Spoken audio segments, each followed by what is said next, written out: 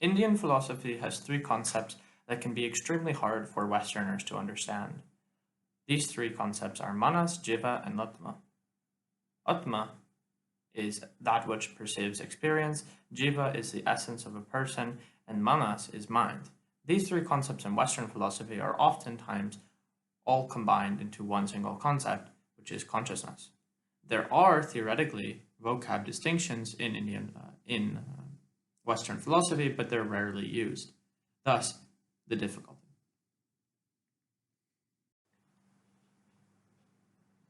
One of the great mysteries of theology, at least in the Christian world, at least supposedly, is the Trinity, in which there is three entities that are both the same and different.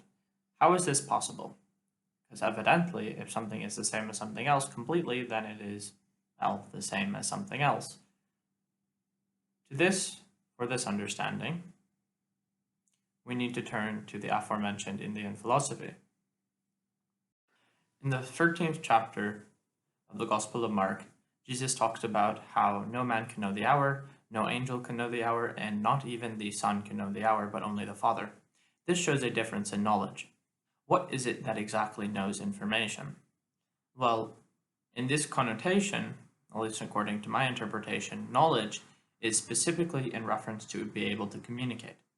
So there's two interpretations that you can take here. One is that the thing that knows is in fact the essence of the person, which is jiva. The other is that it is the mind, which is the communique, or manas.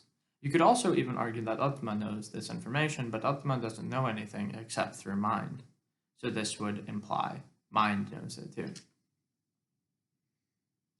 In the first chapter of the Gospel of John, Jesus talks about how the Word, or his essence, his jiva, was one with the Father in the beginning, in fact was the Father. And everything was made through it, but that's... So how is this possible? There's a difference and there is a combination. We can possibly use Indian philosophy to resolve this. So considering that which knows, if you go by my common interpretation of manas being that which knows in this connotation, there is clearly a difference of mind between Jesus and the Father.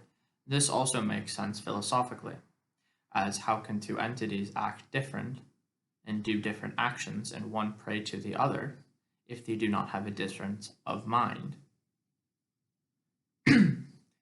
Whether or not they have a difference of perception is quite frankly up for interpretation.